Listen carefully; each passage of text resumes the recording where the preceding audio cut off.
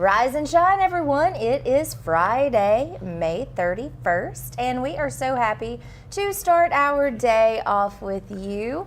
As we bring to you every Friday a different guest that Ellen Hurst invites on, courtesy of Alabama Cares. And so we enjoy all of our Friday mornings, and this morning she has 4 special guests that she's brought into the station with her. So welcome, Ellen. How are you this morning? Well, it's Friday. It's Friday. Hey, I do have to give a quick shout out because last night on the 5 p.m. news, you made your sports anchor debut. I did, and it was so much fun, but I was nervous, but it was fun. But you didn't come off nervous. You're a pro. You're on here every Friday. And so you did a great job, and you love sports. That's something new about you that I've learned. I'm a sports fanatic, yes. Yeah. I love it. Yeah. I love it. So it's not really like working. I like to tell people about all the good things going on in sports, and sometimes bad when your team's losing. It's not so good, but you know. That happens. That happens. But yeah, so look for Ellen definitely on Tuesdays and Thursdays as of right now. And so you're going to be doing the sports and also the tidbits. Yes, I do. Tell them about that. Well, I started writing tidbits as tidbits a long time ago, and I just did like a little southern take on what was going on, or something that I saw that was funny, or something that I saw that was like a what the crap moment, or you know, or a feel-good story. So I would just put my spin on it or whatever, and I would call them tidbits as tidbits because tidbits is my maiden name. So with that being said, I just decided to do that for the sports too. So we agreed to do that on sports. So I do a sports take on tidbits as tidbits every time I get on there. So, and last night we talked about Birmingham Southern. Yeah, it is fun. They play today. So yeah. I've always wanted to be more of a fan of sports. I try, you know, I like it, but you know, my family makes fun of me because I'll be one of the things I should tell on myself, but I shouldn't. I don't know. But I was one time I was like, oh, there's a huge audience tonight, and my husband was like, it's a crowd, and I'm like, oh, what's the difference? Why not say audience? You're there to watch, right? Well, Chief, how are you this morning? Doing great. How are y'all doing? Good. So, Ohatchee. Yes, ma'am. Yeah. So how long have you been the chief there in Ohatchee? About 3.5 years. 3.5 years. It's a great place. Love it. Yeah? Love it. It's a great community, great people. Can't say anything better about it. Yeah. And so Ellen asked you to be on the show this morning. I know y'all get to do a lot of work together, and all for the greater good of the community. Yes, ma'am. Oh, yes. Yeah. So Ellen, tell us about that experience there with Chief Kelly. Well, it's kind of twofold, really. Our situation is, but my husband is a retired fireman from Talladega, and Alan actually worked at Talladega, so he knew my husband too. We found that out when he was in class. I taught first responder courses for Dementia Friendly Alabama, and he was in one of my classes, and when we got to talking, he was like, wait a minute, is your husband Wayne? And I said, yes, it is. So they knew each other, but due to those classes, I have formed really great relationships with a lot of our law enforcement in our 10-county region. I just wish more of our first responders would come to classes. We have a few people in the surrounding counties that came, but in Calhoun County, we mostly have Anniston Fire, Ohatchee, Piedmont, Jacksonville Fire, but we want other people to be involved, and it's a free program. It's, you know, and they could tell you whether they liked it or not, but it's a really good program. I mean, if you have 85% of your department that actually comes to it, then you get a certificate saying you're a department-friendly, you know, dementia-friendly department. But then we got to talking, and he was telling us about his wonderful program that he had, which is really great. I thought it was very unusual and awesome that he does that. I'm going to let you talk about that. Well, and just that, we're constantly trying to find ways to better serve our community, and doing the dementia training and everything across the board for everybody in the department was one of the things we wanted to do. So we do have a lot of seniors in we've got a senior center right behind the police department, so our area does have a lot of seniors in it, and there are a lot of interactions between us and our seniors. So several months back when flu season was in, I noticed some of the seniors that we normally see coming to the senior center, they weren't there. And so when I asked Tara Montgomery, the director, I said, hey, are they sick or anything? She said, no. She said, they've got family members they depend on to get them around, and they weren't able to come because their family members were sick, and they just don't have a way of getting there. Mm-hmm. And I said, okay. And I said, well, that's terrible. And I said, well, has anybody checked on them to see, if they've got, groceries and things like that, or do we need to take them something over?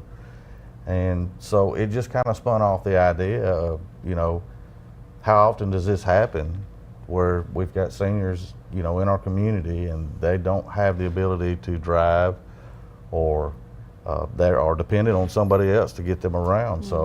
So just started bouncing ideas around, and I got with Tara, and then I went over and got with the grocery store and talked with the Whites at our grocery store, and Danny White said, absolutely, whatever we can do to put this together, we want to do it. So I said, well, I'll get everything together. We'll start, brainstorming this between the three of us and see what we can work out. And that's when we came up with My Neighbor's Keeper. And so that program is basically designed so that they can apply through the senior center. And once they apply through the senior center, we will vet all the applications that we get and make sure it's not, there is a need there. And once we do that, we then go to the Whites over at the grocery store, and Danny White and them, they will set everything up. They will contact those people, and they handle all of the financial aspects of it. Wow. And they set all that up, whether it's going to be a credit card or whether they're going to have a check on file or however they're going to do that. They handle all that. Once they do that, the senior center will then begin to take the orders and email it over to the grocery store. And when they send it over there, the grocery store employees at the Circle W Marketplace, those employees will go out and they'll do all the shopping. They bag it, everything, on Tuesdays and on Thursdays at 10 o'clock. We go over to the grocery store and we just pick up a bin that has whoever's groceries that we have to deliver, and we just take it out to their residence. So not only does it allow us to get them the nutritional things that they need, but while we're there, if there's any other needs that we see, maybe it's, it's summertime now, mm-hmm. Do they have adequate cooling? Mm-hmm. Our senior crowd comes from a different timeline, a different culture.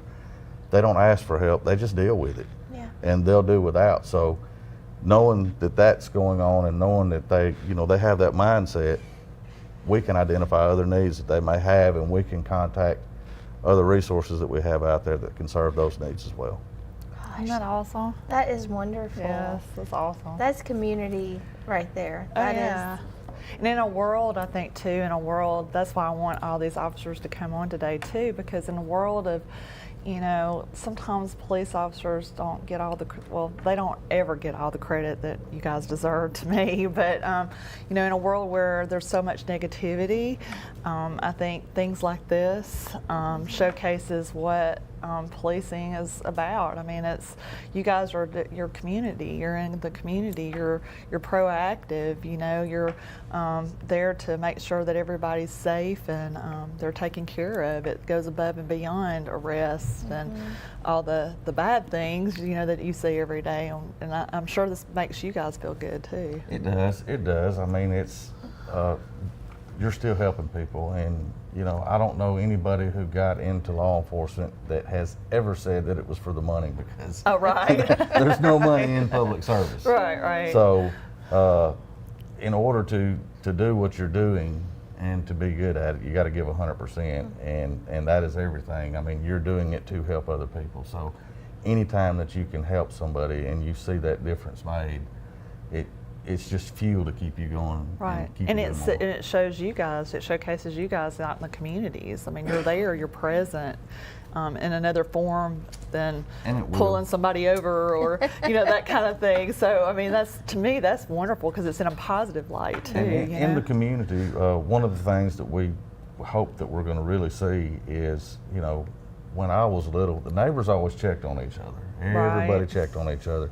And we've modernized, and it's kind of spun back around. You have neighborhood watch programs and things like that.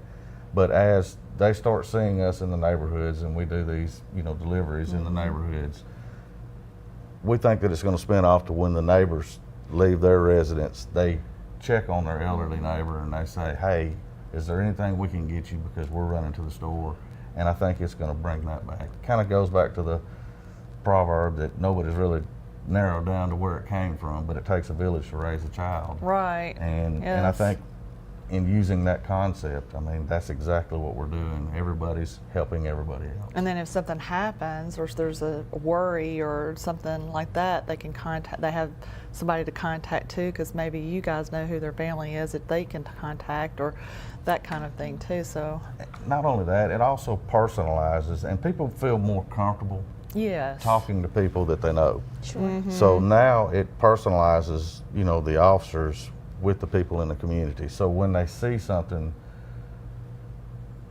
they're more likely to come forward and say, hey, I saw this, and they don't think, well, he's just going to think I'm crazy, or he's just going to think, I don't know what's going on. So I think it's going to provide us a way to have better communication within the community because everybody knows everybody. Yes, I agree. What has the feedback been on this, the My Neighbor's Keeper program? The feedback has been great, and you know, we started, the first thought was to start it off with the seniors and everything because we identified a need, but we're not going to limit the program just to seniors. I mean, it could be somebody who, you know, recently was involved in a car accident or something, and maybe both their legs are broken and they're homebound, or you know, they lost their vehicle, you know, in a car accident. They haven't got a replacement yet, you know, and it's a single mother with 3 kids. So I mean, we're gonna, and that's why I said we will vet it and see what the need is, and it may be a temporary need, and it may be a long-term need.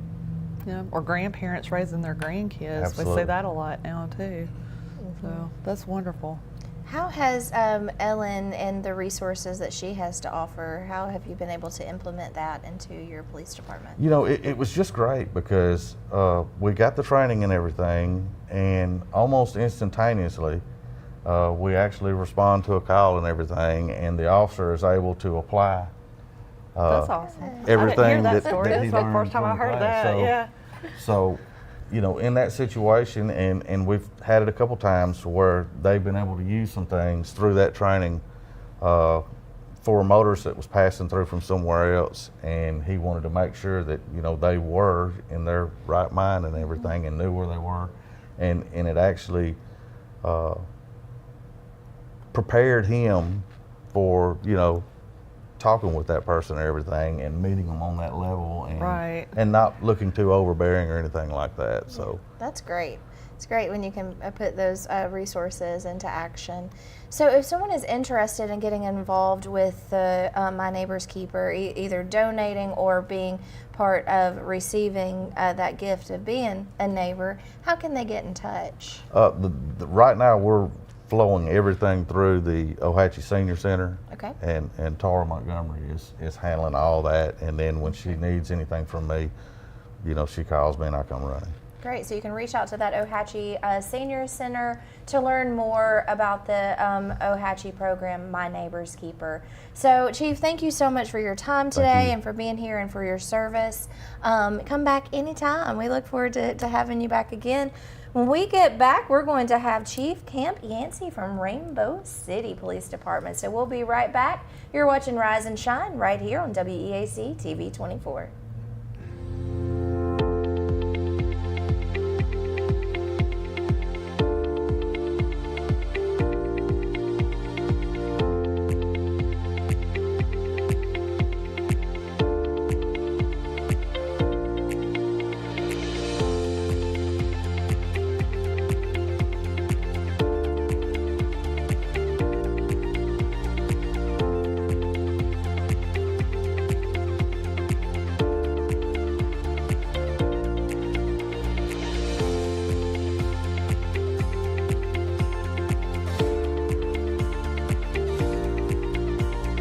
Some say college isn't for single parents or people who work full-time.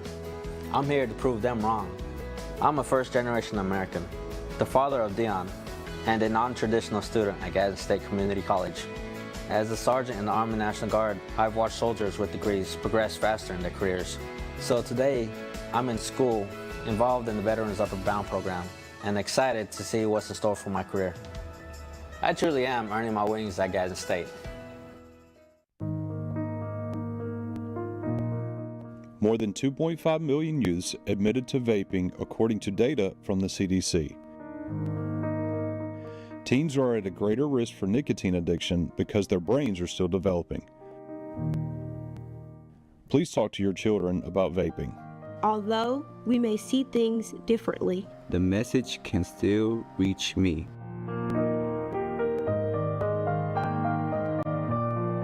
Hughes Paint and Body Works Towing and Recovery in Oxford is the area's leading auto body shop, serving Anniston, Oxford, Talladega, and surrounding areas since 1996. They specialize in auto body repair and refinishing, paint correction, paintless dent repair, towing, and so much more. For all of your auto body needs, contact Hughes Paint and Body Works Towing and Recovery at 256-835-1170. Also online at HughesPaintandBody.com.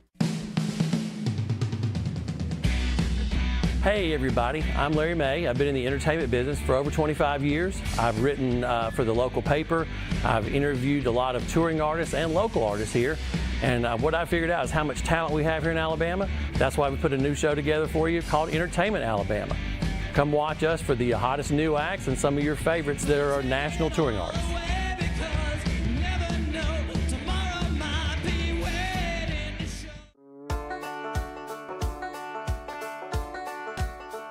Come out and check out the Alabama Tractor difference. We can take care of all your needs of parts, sales, and service for RTVs, zero turns, and tractors and construction equipment.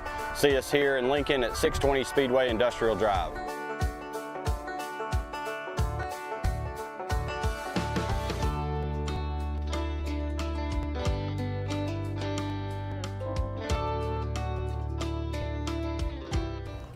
Rise and shine, everyone. It is Friday, May 31st, and it is 7:47 in the morning. So welcome back. So on Fridays, we get to visit with Ellen Hurst with Alabama Cares, and she often brings some great guests in, and this morning is exactly that. So we got to visit with the chief there in Ohatchee, and now we have Chief Camp Yancy with the Rainbow City Police Department. So welcome. How are you? I'm well. How are you? I'm doing great. Excited to start our morning off and to learn more about the surrounding areas and the police departments and all of the great things that you do for your community. And I know Ellen was telling you about the resources that she had, and I know you heard us talking with the chief of Ohatchee about those resources, and so we're ready for you to get involved and get that to have that Alzheimer's and dementia friendly training. Yeah, absolutely. Because it's great. Yeah, absolutely. I've been speaking with my training coordinator the past couple of weeks actually about this specific topic on training, and so I'm glad this worked out very well. This worked out thanks perfect. to Alan, I get to meet you and one of the other chiefs that's coming up here too, because I have not yet been in Etowah County to do the Alzheimer's dementia friendly training there, but it's a wonderful program. I mean, it teaches it's more on the level of specifically for first responders, how to handle calls, how to what to say, what not to say with someone that has dementia, all that kind of stuff. But then we also give you the tools and resources from our agency to make your job easier, because we're all about working smarter, not harder. That's right. So I always tell all my first responders, I know that all your calls are not really 911, but you get a lot of calls because they don't know who else to call, kind of thing. And that's where we can come in to alleviate a lot of those calls, because we have some resources that you can give out to the community to help them. So we're all about that. We wear a lot of different hats. So we're definitely all about some help. Yeah, so I'll be more than glad to come to Etowah County. Well, you will be welcomed with, or you'll be welcome with open arms. So for sure, I'll do it for sure. And Rainbow City is such a great city. It's such a great place to live. Also, one of the top 3 in the safest places to live in Alabama? Yeah, we're usually ranked #1 in the state, and very proud. You know, Etowah County is usually among we usually have three cities in the top 10. So yes, pretty safe area, and you know our guys do a really good job about being proactive. Yes. And that's what it takes, is proactive policing to maintain that, and our guys do a really good job to maintain that. So. Yeah. And you've got a great mayor. We had him on a few weeks ago and talking about all the great things that you do. And one of the things that we talked about was the first responders and how proud he is of the police department and everyone who works so hard to foster those relationships with the community. And from your end, how do you do that? How do you work with the community to foster those relationships? Yeah, I think one of the biggest things is addressing concerns quickly. An emergency, the way we classify emergencies, for us, an emergency is usually something pretty significant, right? But the way that we kind of take an approach on at Rainbow City is like, if the lady on the street thinks that the guy speeding down the road is an emergency, then we're going to address it like it's an emergency. We're going to go. We're going to address it quickly. We're going to go try to run radar over there. Try to get that deterred, and just kind of jump on that quickly. That is honestly one of the biggest things that I think you can do. Just jump on things quickly. Let them know you're there. And other than that, just having we have a very community-oriented mindset at Rainbow City, and like Chief Kelly said earlier, nobody gets in this for the money. Everybody gets in this to help. They want to help. Everybody I interview, they want to get in this to help their community for something bigger than themselves. Yeah. So. And that's so important. And there's so many great things that y'all have going on. Schools, that is a big thing as well as safety in schools. I know Mayor Joe talks about that being something that's very near and dear to him. And there's some things that you're working towards right now to make sure that the schools are even safer. Tell us about that. Absolutely. So on June 29th, we have our second annual drone show. It's the Freedom Flight leading up to the 4th of July. So it's the Saturday before the 4th. And all the proceeds for that, from the sponsorships, all the proceeds for that goes towards two things. The first thing is Neighborhood Bridges, which is a very grassroots, very ground level needs program that's ran through Jennifer McGriff through the Board of Education. I'll just touch base on that just real quick, because me and the mayor, we are like kindness council members on that too, on that program. But what they do is they find needs that come from the school. So like school teachers, school counselors, things like that. Like if they see a need, they contact Jennifer McGriff, and she sends out an email every day at 9 o'clock.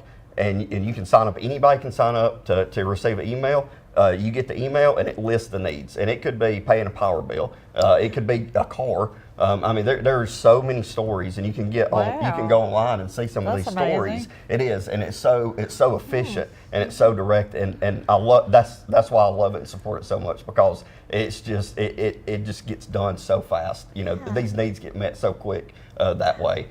So some of that money's going towards that. And then our other money's going to support our initiative to put 2 SROs on our campuses at Rainbow City Schools. That's something that Mayor Taylor and I both are passionate about.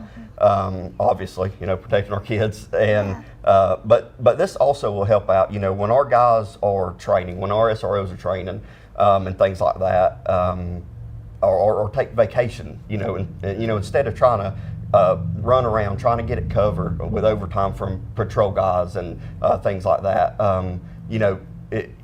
If we have 2 there most of the time, and then when things like that happen, then we'll always have at least 1 there. And we generally do anyway. Like I said, it's usually filled with overtime and things like that. But we're making a big push to put two officers in every school.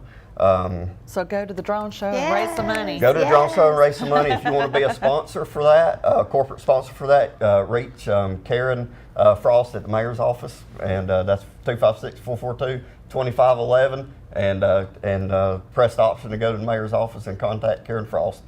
So, and all your money's going to great cause for that. So, and we're excited. It's such a cool show too. Yes. So you get to have a great experience and know that you're helping the community do some really great stuff there. And you were talking about something else you were doing too. What was? Yeah. So we have over the past couple months, we have been doing some research into the Explore program.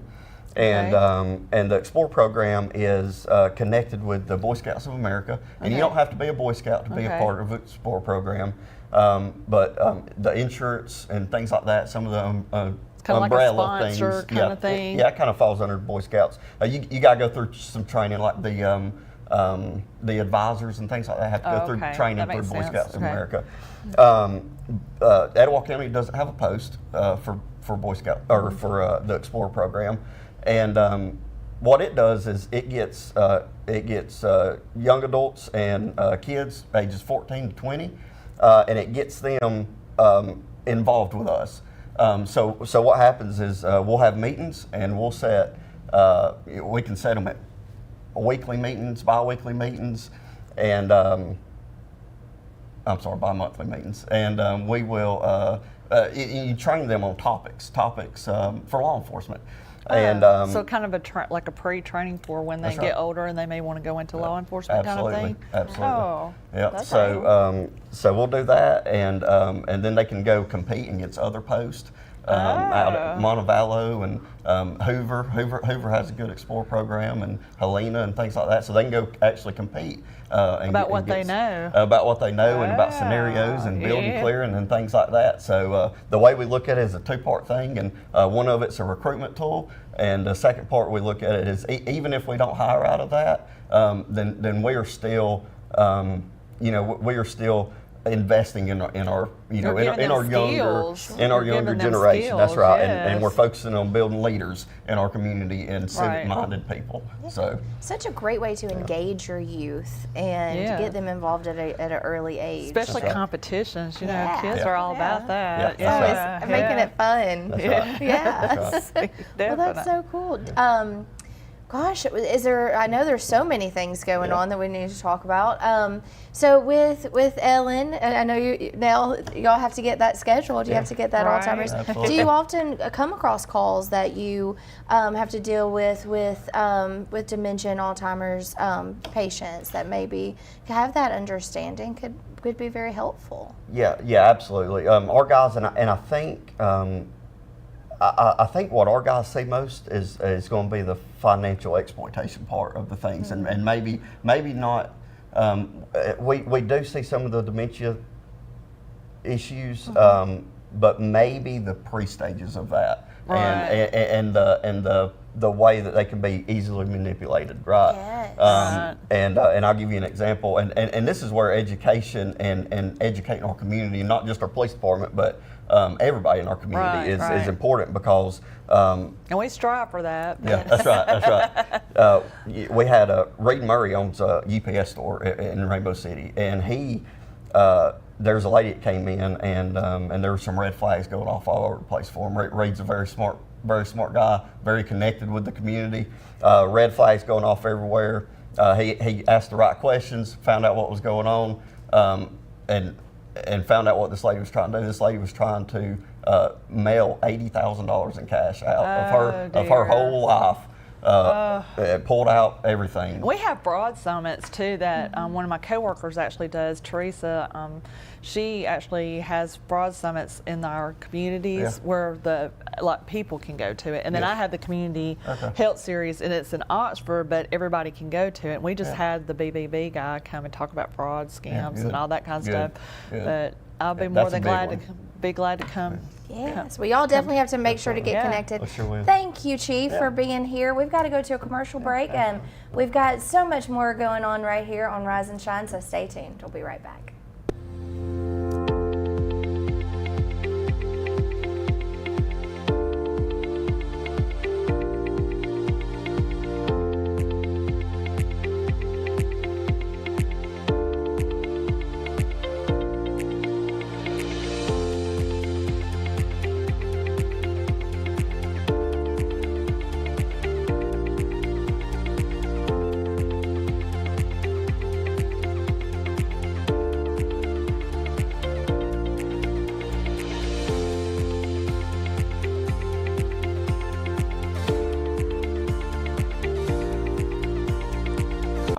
Parnell with Parnell Insurance Agency. We've been here in Oxford and Alabama, Tallapoosa, Georgia since 1990. With Auto Owners Insurance, we're able to give customers competitive pricing along with excellent coverages. Parnell Insurance can handle all of your personal, commercial, and life insurance needs. We have a very experienced staff, both personal and commercial. All together, we've got about 125 years experience. Come see what our insurance agency can do for you in Oxford, Alabama, and Tallapoosa, Georgia. Auto Owners Insurance.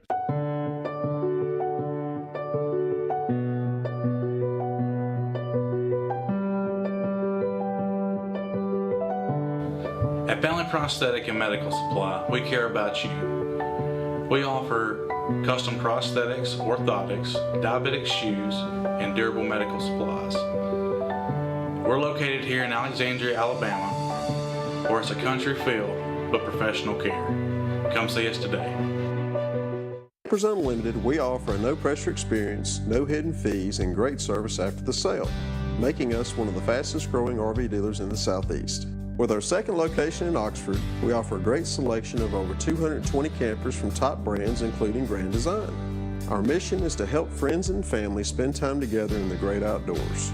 At Campers Unlimited, you aren't just a customer, you are family. Check out our inventory at campersunlimited.net or come see us at Gaston or Oxford. All right. A little more about academics. Parents, do you want to secure a bright future for young people? We have science, technology, engineering, and mathematics. Get your kids involved with Academic STEM Kits. Go to www.academics.com to order your STEM kits. It's going to be STEM-tastic. Hello, I'm Taylor Sloan with the City of Oxford, with a word about one of our city's most precious resources, water.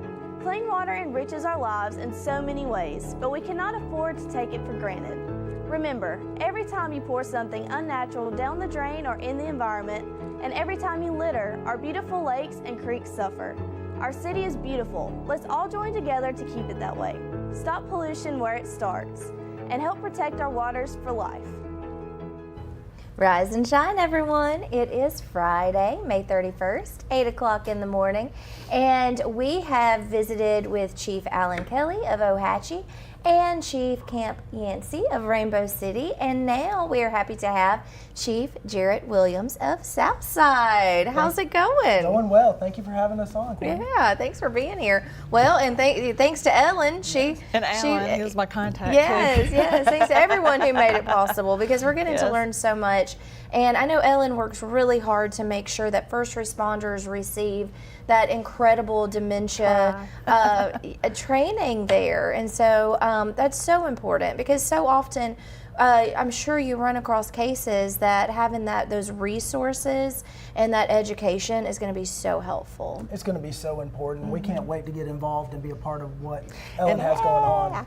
And also, invite your fire department and your paramedics too, because I've noticed this in all the areas that I've talked to. All the 911 calls that they get, a lot of times they get calls for people that are not taking their medications because they can't afford them. Right. And we're here, like I said, to work smarter, not harder, like I just told said that earlier. So with that being said, we have programs in place that can help them get those prescriptions, and that alleviates some of the calls our first responders are getting, So we're here to help you too, like work hard, don't work hard, work smart, So anything that we can do to partner with you guys to make your job a little bit easier, and it helps the community as a whole. And you can give out those push cards and say, hey, we can't help you with this, but you need to call this number, and this is the information for the prescription program, or you need to speak to someone about your Medicare Part D, you can call them. If you need we work with caregivers, so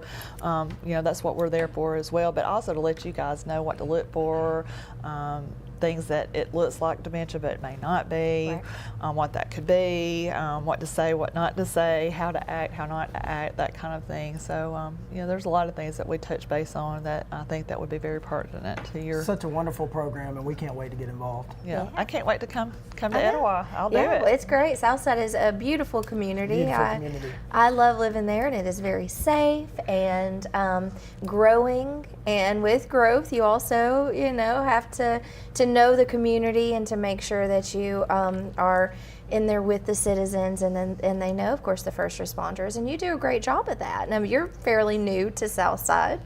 So are you on over a year now? No, October. October's not even been a year. Not even been a year yet. Wow. But we have a lot of exciting things going on in Southside. Yeah. From day one when I came in, I wanted our police department to be part of the community and grow with the community and learn the community, because that's what it's all about. So where did you cut? Where were you from? The Montgomery Police Department, Montgomery, Alabama. Oh, at our capital. Yes. Okay, I gotcha now. So Southside's a little bit more. It's a slower pace, but there's plenty to do. There's plenty to do. There is, and you've started a few programs. The first one we will talk about is the First Two. Is that the name of the program? It is, and our investigators actually brought this idea to me. And the idea behind it is that as officers are going to the call, we have pre-listed information on residences in this software program that we purchased.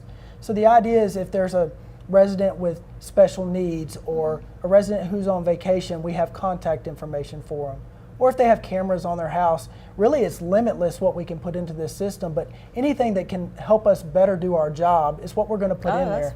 So we've reached out to the community. We've asked them to email investigations@cityofsouthside.com for any information they want us to put into this system. If there's somebody in their house that has dementia or Alzheimer's or some type of wheelchair, situation, anything like that, yeah. Or if they have autism or they're deaf, and we need to know that before we get to the house, it can really improve that interaction between the police and the citizens. So and it also helps with your fire departments and all those too. Absolutely. So it's a big deal. It's huge. I think it's going to be huge for our community, and we just launched it last week.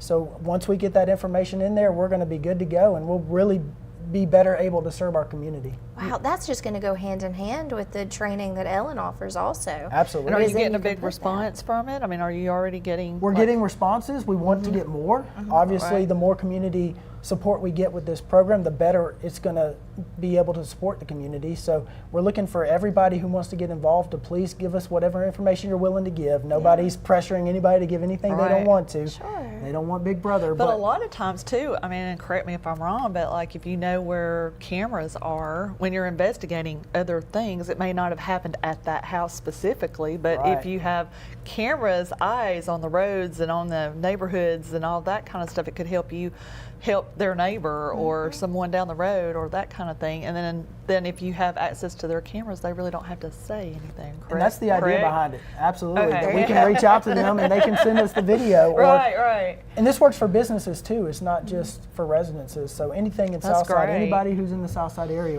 it'll help us improve our responses. That is great, because you don't often know if you go out on a call and you have someone that you aren't aware if they do have autism or a disability or Alzheimer's, then you're more equipped when you go out there. Okay, hey, we know if they're acting a certain way that this is the reason, and it definitely does help make sure that you're doing the best job for the community. Right.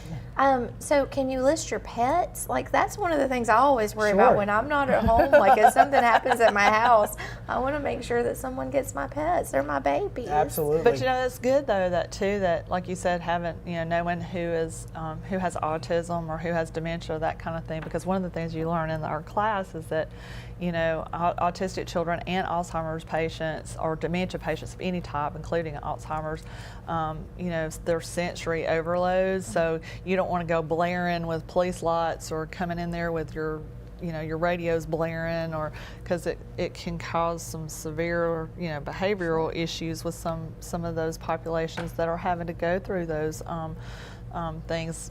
Dementia and autism, a lot of times they don't like that, and they don't understand it, so it's nice to when law enforcement understands that they're more, And we're building upon that. Right now we got in print some envelopes for people with autism that if they get pulled over, it's going to have a copy of their driver's license, a copy of their insurance and registration. It's going to give instructions to the person driving on what they're supposed to do with the interaction with law enforcement, but it's also going to give instructions to the law enforcement officer that, hey, this person has autism, they might have sensory overload, loud, that's wonderful. Loud sounds, lights may cause problems. So that's in print. We're also doing it for our deaf community too. We're having a pamphlet made up so that a deaf person can use the pictograph that we're going to give them to be able to communicate with us, so there's no loss in translation. That's wonderful. Those are a couple projects that we should be able to all inclusive, so Absolutely. including everyone. And That's that gives that wonderful. comfort to your citizens, because you don't want someone to be intimidated maybe with your law enforcement, but be comfortable too, because you're there to help. And Right. I mean, of course, you do have all the other things like the tickets, things that, but we do need to be slowing down. That's Don't be right. speeding out there.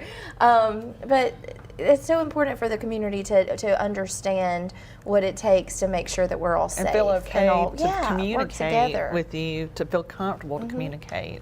Like we were speaking about earlier, that just makes, when you're out in the communities and you're showing that you're actually being proactive and that you're wanting to accommodate your communities, to include all of them and to help them, then they're more likely to talk to you. Absolutely. and to keep interactions from going the wrong way. Yes. And that's the Yes. bottom line in making sure we have positive interactions with our community. Yeah, and that's what it is. So another thing that you're doing, and I want to be invited to this, is the Citizens Police Academy. Oh, wow. I've heard so many cool things about it. Some of my friends have gone through it. Randy with Copperleaf Properties, who has a show on our television station called Hot Properties, he went through it and he was telling me how much fun, and I want to be invited to be part of the Citizen Police Academy. So tell us about that, Chief. Well, we had our graduation Tuesday night. We did it every Monday night, with the exception of Memorial Day. We did it Tuesday in May. And we started out the first night with introducing them to all aspects of law enforcement, from what everybody in our department does to how the Berry Center works within the police department, and just kind of giving them an insight into how police work is. And then we took them to a virtual training here at Anniston in Anniston at the McClellan Center, and let them get into use of force scenarios. So you use the virtual machine, and it puts them in lifelike use of force scenarios, shoot or don't shoot scenarios. And so they have to determine whether to shoot or not shoot, and how quickly that decision has to be made. How quickly you have to make up your mind about, And I think that was a really beneficial part of the program, because people don't understand how quick that decision has to be made. And it's easy to assess it after the fact, but when you're in that moment, sometimes it's really difficult to understand how stressful that situation can be. How long does the academy last? I mean, how many days? So we did Is it one day? Or? One day for 4 weeks, so 4 total nights, and we've gotten some feedback that they actually wanted it extended. So we've gotten some ideas. I want more. Oh wow! We'll probably do 5 or 6 weeks in the fall. Oh, good. And here they are there. Yeah. So we did firearms as well. They were able to go out to our range, learn some firearm safety, and really make sure that if they carry a firearm, they know how to use it.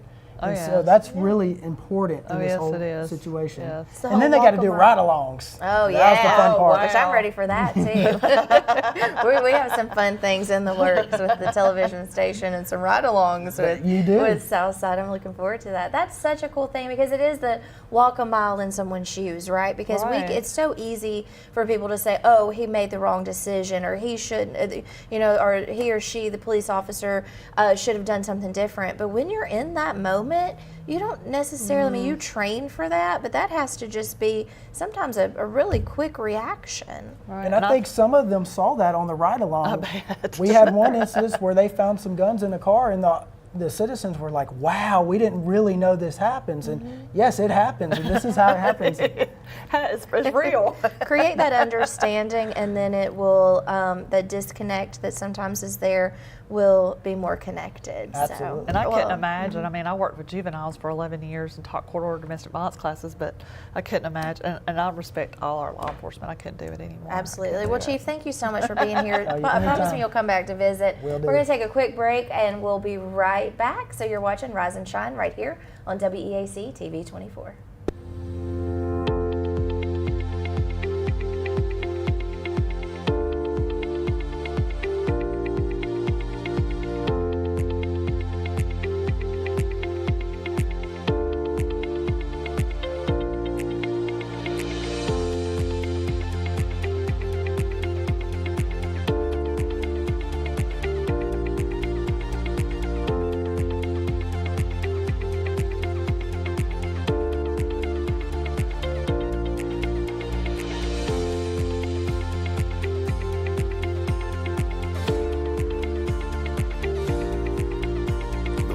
is warming up and spring is just around the corner at Miller Sand and Landscape Supply. I'm Craig Miller, and we've got something for everyone. From bulk materials like sand, gravel, and mulch to beautiful outdoor decor to make your outdoor living space the envy of the neighborhood. See our beautiful selection of Mazzarelli fountains, flowers to brighten your garden, and an outdoor center loaded with beautiful decor. Whether you need a little or a lot, visit Miller Sand and Landscape Supply. May not believe it, but it's true. The 2024 Team 1 Chevys are here. All 23-24 Silverado light duties have 2.9% financing for 72 months. The hottest new 24 Team 1 Chevy Blazer, 1.9% financing and no payments till April. And the #1 selling family vehicle, the Equinox. 24 models, you got it. 1.9% financing and no payments till April. Team 1 Chevrolet, home of the best people, the best service, period.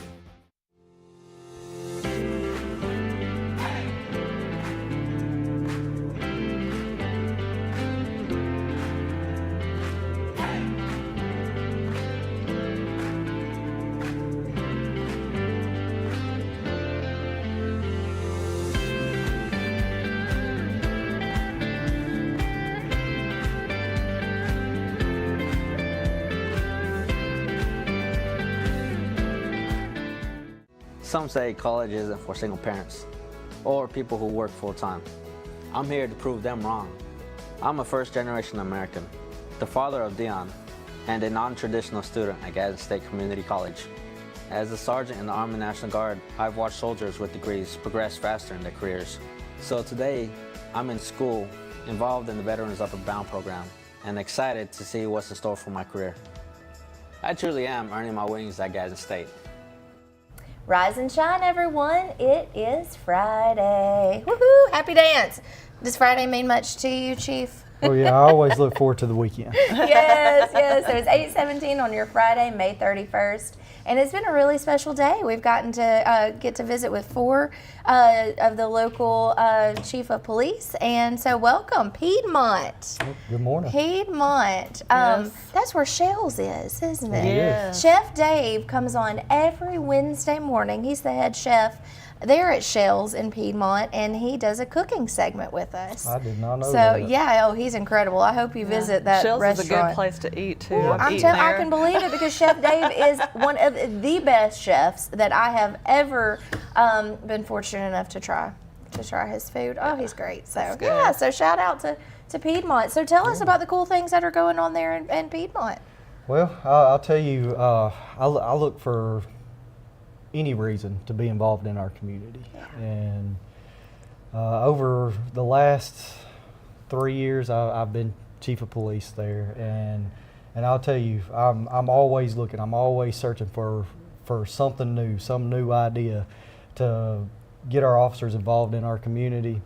And I've done things as far as ice pops with the cop. We've I've seen the pictures on Facebook. You guys have a great Facebook page. You know, we have an aquatic center, and we have some housing authorities where kids go to the parks and stuff. So I have the officers load up a cooler full of ice pops, and they'll go out there and hand them out to the kids. Yeah, they're eating them with them and taking selfies, and that's Again, great. engaging that youth. It's so important. You know, we want to leave a good impression on our younger generation, so they don't grow up being afraid of the police. Yeah. You know, Right. 'cause I think we just live in a society now where it's just easy for the younger generation just to naturally be kind of scared. And then the softball thing that you were talking about earlier, tell us a little bit more about that. Are the kids involved in that too, or is it just a fundraiser? Yeah, it's a first responder softball tournament that we host every year. This will be the 3rd year.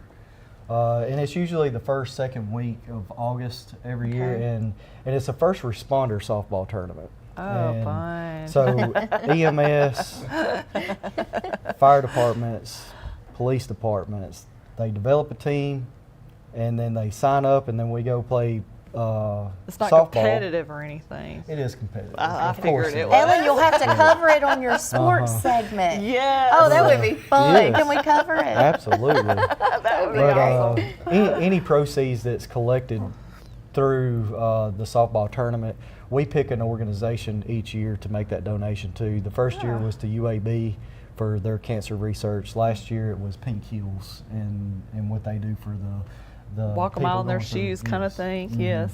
And then this year we're still thinking. I have my nomination, but I'll bring that to the board that we have and just see if they get it this year. Oh, so. good. Well, we'll look forward to following that. Usually it's the first, second week of August is when that's held. So. Oh, so not much longer now. Yeah, we'll definitely have to be involved in that. That's right. And you talk about community policing a lot. Tell us what that means. Yes. If anybody knows me, they know that I am very big into community policing.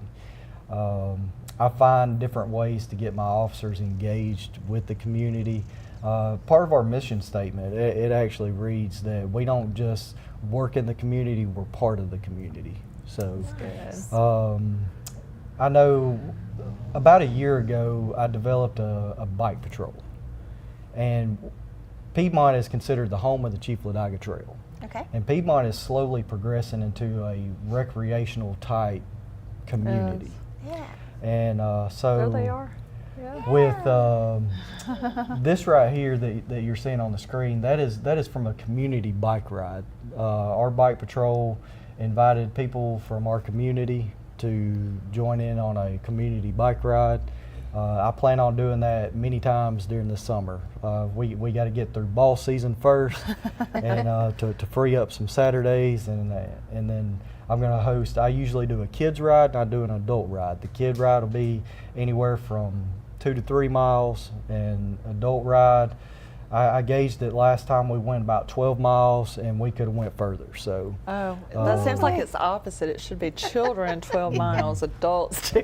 Yeah. No, they can't hang. Yeah, but, those kids. It was a lot of fun. You build the relationships with your community. It makes your officers much more approachable. Yeah. Much more approachable. Oh, yeah. So. And I've met a lot of your officers. They're all awesome. Absolutely. Yeah. Yeah, tell us about that. You did the dementia friendly training. I did. My whole department went through this training. Not just my officers, my dispatchers. Yeah. We brought our fire department in. You know, they went through the training. They did. So I made sure that while Helen was in Piedmont, we used her time very wisely. Yeah. So. Yeah. It's important. Yeah, it was great, and they were very inquisitive. And absolutely, you know, and some of the stuff I didn't realize. And I love the little birds on the walkers. The walkers. And, me too. They're so cute. The cats and the dogs and the fidget blankets and things like that. So, but it enlightened our officers as far as to know the difference between dementia and some of the other stuff that we typically deal with, because sometimes it can be confusing. Sure, it really can be confusing. You think that somebody may be under the influence of something, but really and truly they're just having an episode. Yeah. And so it really does bring a different thought process, and you're able to apply some different things and get them the help that they need. Yeah, and to have those resources also to help your community, to know, like Ellen was saying earlier, with medication, sometimes people are off their medication because they can't afford it, or they figure it to take it, and so or caregivers burned out, and they're just like, they've had it up to here, and they're just going to call the police on their person because they're not going to deal with it. Yes. And that's when that happens. Oh yes, that happens, and And then you can say, well, you might need to call the planning commission at the area agency on aging. And hopefully when we show up to those calls right there, when we come in, we recognize what's going on, and by the time we leave, we're that patient's best friend. Yeah. Yeah. And then you get to check on them, and then they feel like they can Absolutely. reach out to you if needed, and it bridges that gap of comfort there. Yeah, absolutely. Yeah, well, I'm glad to know that you've gone through that training. And I have, and I was the lucky one. I went to all 3 days. Okay. So I attended all 3 days. Everybody else just He did endured one, me so. for 3 days. I did. Well, one thing you said was even your dispatchers, because they're a big part of that. So you often might forget about, they need to know that knowledge. Like, that's really important, so they can equip the officer that is going out to, like, hey, I want you to know up front that this person that you're going to see has Alzheimer's or has dementia. And we even had one municipality even sent their recreation people there that worked at the rec department and stuff, so that was good too. And then you talked about getting some businesses on board. And the September 16th is is when we're set the date with the EMA, and we want all businesses, so keep pushing that for us, because they can be it's going to be directed specifically toward businesses. Yes. That's important. You heard Chief Yancy say that in Rainbow City, because of a business owner being aware, that he was able to help someone. And so all businesses are invited to become dementia-friendly businesses, and that's so important. You'll have to get all the Piedmont businesses involved as well. I will. As soon as and Southside and Rainbow City yes, and Ohatchee. Yeah. As soon as you're ready, you give me Let's some get everyone. I'll get it out there for you. Okay. So. That's really what it takes. And all of this, with speaking with all four of you, that it's about community, and it's about bridging that gap, and making sure that citizens understand what policing really is, and to have that comfort. I mean, you do have to have that respect, of course, but with respect, you have to have understanding. Right. And it's really important. And we also work with our seniors.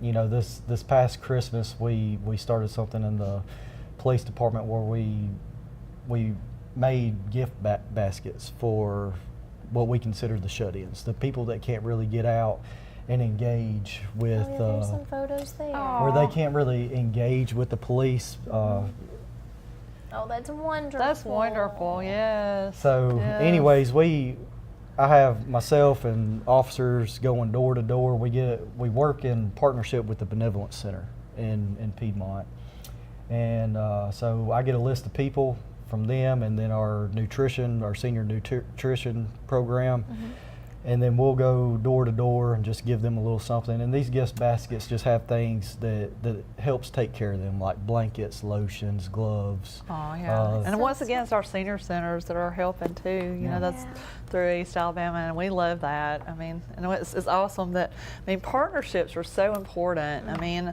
there's so many places that it's just, they don't want anybody to partner with them because they want, just off to themselves, but they don't realize what all they're missing. Absolutely. And what all they could be doing for the community, for themselves, for, it's wonderful. And I commend all of you guys for doing that. One thing that also does is that, now, we started doing this before we had the dementia training, but you can put the two together. Sure. Our seniors who may be developing dementia or Alzheimer's or something like that, they start becoming familiar with us by us coming by, checking on them, giving them something.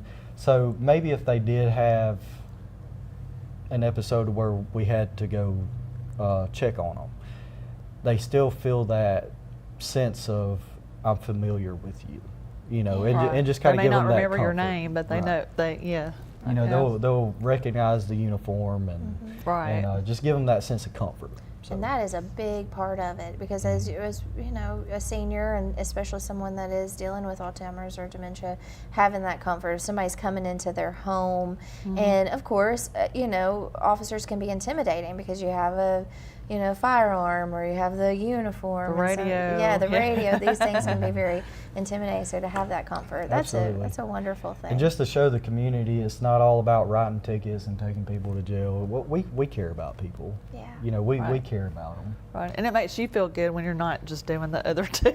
Yeah. Oh, absolutely. It does. Absolutely. Well, you'll have to come back and visit sometime too, and thanks for all that you do there in Piedmont. And Ellen, thank you for inviting these wonderful guests on today. I appreciate them being here. Yeah, being part of our Friday mornings. It always shines so much light. So we'll have to keep posted on that softball tournament too, because we really need to cover that. That'd be fun. Yeah. And let us know what charity you decide. Oh, I will. I definitely will. Yeah. Oh. Well, we also want to thank you for tuning in, not just this morning, but every morning. And we want to thank our special guest this morning. Of course, we had Chief Camp Yancy of Rainbow City and Chief Johnson there in Piedmont, and Chief Jarrett Williams in Southside, and Chief Alan Kelly in Ohatchee. So thank you all for being here this morning, and thank you for tuning in to Rise and Shine. We'll see you back here. We've got a great week coming up soon. On Monday, we have John Merrill. Tuesday, we're going to be learning about Ballers Against Bullets with the ASAP. Wednesday, Chef Dave. Thursday, Gadsden State. And Friday, Ellen will be back with Alabama Cares. So we'll see you back here Monday. Have a wonderful weekend. Bye-bye. Thank you.